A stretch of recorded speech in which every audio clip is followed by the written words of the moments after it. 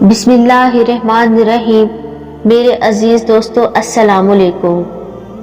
हज़रत सलमान फारसी रज़ी अल्लाह ताला अन्हा से रवायत है कि नबी अकरम सल्लल्लाहु अलैहि वसल्लम ने शबान की आखिरी तारीख को नसीहत फरमाया। रमज़ान की आमद की खबर देते हुए आप सल्लल्लाहु अलैहि वसल्लम ने फरमाया, सुनो, तुम पर एक महीना साया फगन होने वाला है जो बहुत बड़ा और बहुत मुबारक महीना है। इसमें एक रात ऐसी है जो 1000 महीनों से बढ़कर है। अल्लाह ताला ने इसके रोजे रखना फर्ज फरमाया और इसकी रात के क़याम को सवाब ठहराया है।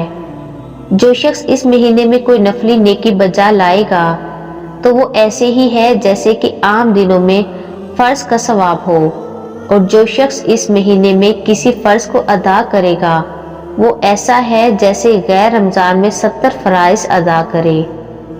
ये महीना सब्र का है और सब्र का बदला जन्नत है। ये महीना लोगों के साथ गम खवारी करने का है।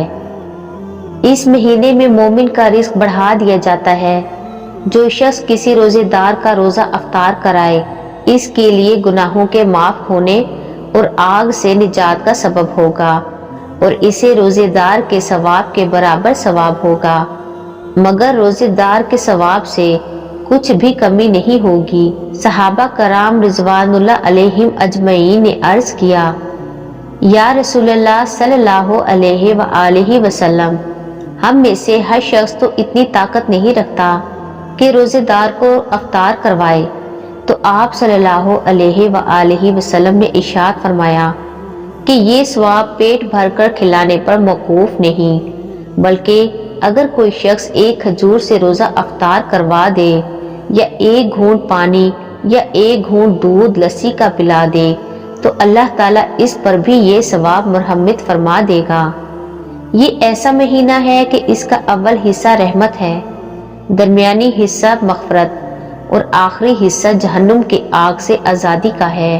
जो शख्स इस महीने में अपने गुलाम और नौकर के बोझ को हल्का कर देगा तो अल्लाह ताला इसकी मग़फ़रत फरमा देगा और आग से आज़ादी अता फरमा देगा। इस महीने में 4 चीज़ों की कसरत किया करो, जिनमें से 2 चीज़ें अल्लाह की रज़ा के लिए हैं और 2 चीज़ें ऐसी हैं जिनसे तुम्हें चाराकार नहीं। नाज़रीन कराम, पहली 2 चीज़ें जिनसे तुम अपने रब को राज़ी करो वो कलमा तैयबा और इस्तग़फ़ार की कसरत है, और दूसरी 2 चीज़ें ये हैं कि जन्नत की तलब करो और जहन्नुम की आग से पनाह मांगो। जो शख्स किसी रोज़ेदार को अफ्तार कराते हुए पानी पिलाएगा तो अल्लाह ताला मेरे हौज़े यानी कि हौज़े कौसर से इसको ऐसा पानी पिलाएगा जिसके बाद जन्नत में दाखिल होने तक इसे प्यास नहीं लगेगी। नाज़रीन कराम, रमज़ानुल मुबारक में ये 3 काम ज़रूर करें।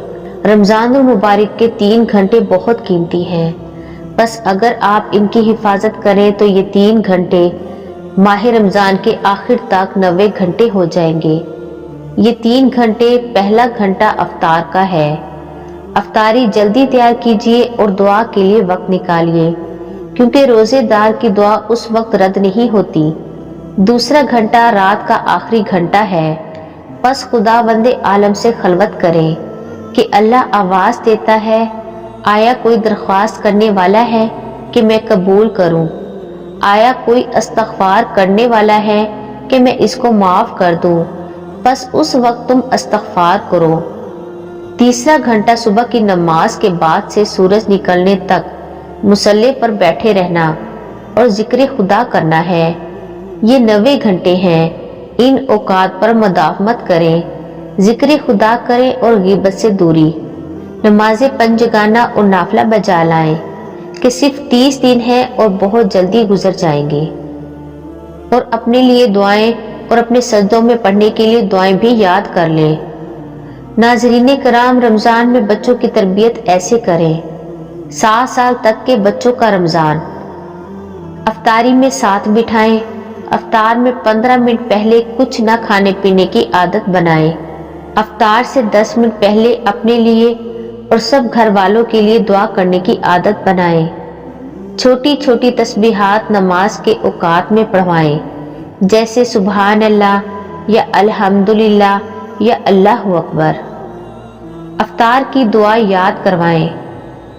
دن میں کسی بھی وقت قرآن پڑھنے کا وقت مقرر کر لیں۔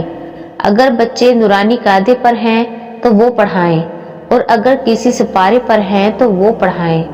بچوں کے ہاتھ سے حسب توفیق صدقہ کرائیں۔ 7 سال سے بڑے بچوں کے لیے 7 سال سے بڑے بچوں کو اپنے ساتھ 5 نمازیں پڑھائیں۔ سحر اور افطار میں ساتھ بٹھائیں۔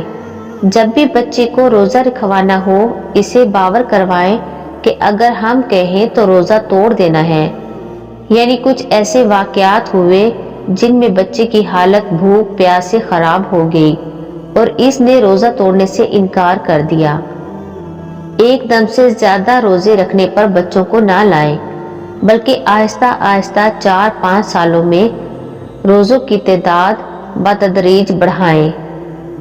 بچوں کو 1 رکوع قرآن ضرور پڑھائیں۔ افطار سے پہلے 10 منٹ دعا کی عادت ڈالیں۔ اگر روزہ نہ ہو تو افطار سے 1-8 گھنٹہ پہلے کھانے پینے کا وقفہ کروائیں۔ بچے کو فجر کی نماز بھی پڑھائیں۔ اشراق تک جاگنے کی عادت بنائیں۔ افطاری میں دسترخوان بچھاتے ہوئے بچے سے چھوٹے چھوٹے کام ضرور کروائیں تاکہ اس میں خدمت کی عادت آئے۔ شب بیداری والی راتوں میں بچوں کو کچھ وقت ساتھ عبادت کروائیں تاکہ ان میں عادت بن سکے۔ بچے کے ہاتھ سے حسب توفیق صدقہ کروائیں۔ ناظرین کرام، اس ویڈیو کو صدقہ جاریہ اور اللہ کی رضا کی نیت سے اپنے پیاروں کے ساتھ شیئر کیجیے۔ ہو سکتا ہے آپ کی تھوڑی سی محنت یا کوشش کسی کی ہدایت کا ذریعہ بن جائے۔